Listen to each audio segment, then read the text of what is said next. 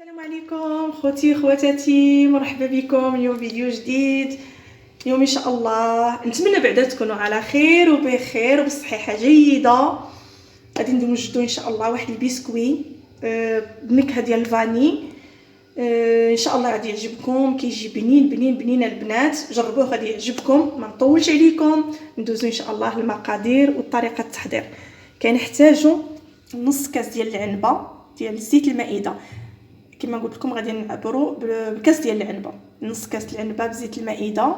عندنا نحتاجوا 125 غرام ديال الزبده. عندنا كاس ديال العنبه ديال النشا مايزينا.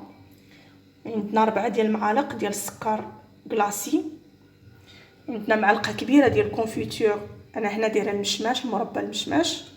عندنا ساشي ديال خماره ديال الحلوى، 2 بيضات، قبصه ملح، فتيته ملح ماشي قبصه فتيته ملح. ندوزو دابا ان شاء الله لطريقه التحضير.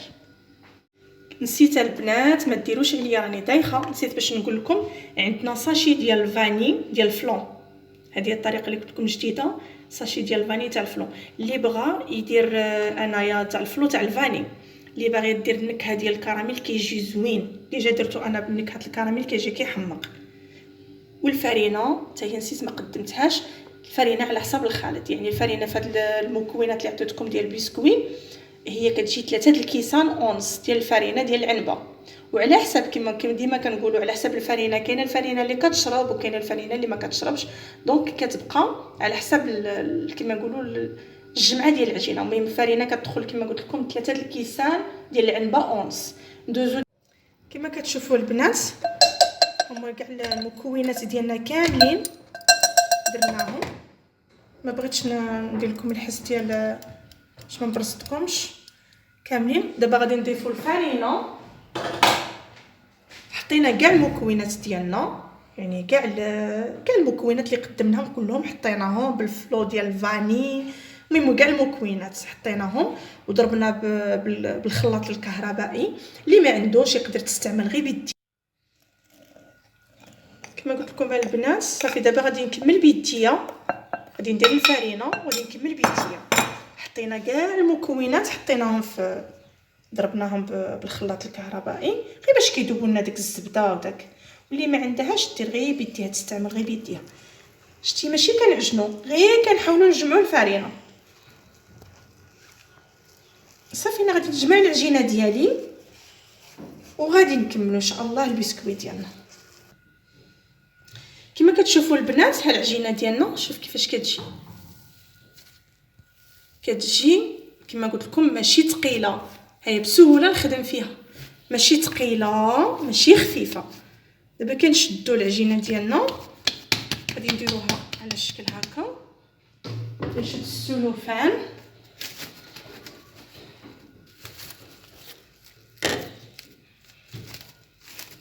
العجينه ديالي، غادي ندلكها. غادي تشوفوا شحال كنخليو فيها ديال، يعني ماشي غليظه بزاف. البسكوي ديالنا ما كيجيش غليظ ما كيجيش. المهم غادي نكمل التلك ديالي وغادي تشوفوا معايا نكملوا على الطريقه ديالنا ان شاء الله ديال البسكوي ديالنا. صافي رحنا دلكنا العجينه ديالنا، سرحناها بالدلاك كما كتشوفوا. ديما هذه بغيت نزيد ملي نبغيو ندلكو نديروا السلوفان من التحت ونديروا السلوفان من الفوق، وحنا كنسرحوا بالدلاك. علاش؟ باش يجينا باش سرحنا العجينه بسهوله ما تلصقناش في الدلاك. انت كما كتشوفوا نشدوا هاد المرشم هذا. المهم انا غادي ندير هذا، وكل وحده شنو عندها في الدار. اللي تبغي دير قليب، اللي تبغي دير، المهم انا هذا اختاريت هذا النهار ندير هذا المرشم. صافي كنشد كنبدا نرشم، كنبدا نرشم الحلوى ديالي البسكويت ديالي. شوفوا البنات ها السابلي ديالنا البسكويت ديالنا استفناه في اللاطه ديال الفران.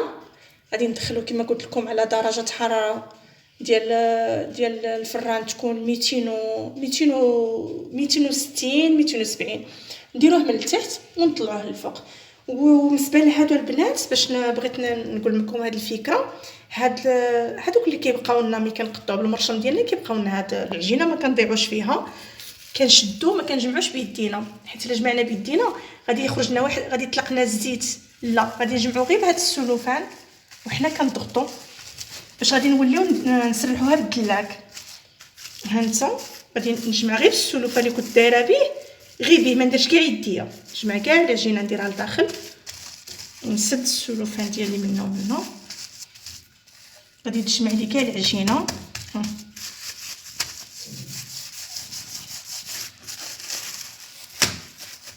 صافي. ودابا غادي نسرحها بالدلاك ديالي، نسرحها بالدلاك ونكمل بها بالمرشم البسكوي ديالي. كما كتشوفوا البنات ها هو البسكوي ديالنا طاب، شوف كيفاش كيجي.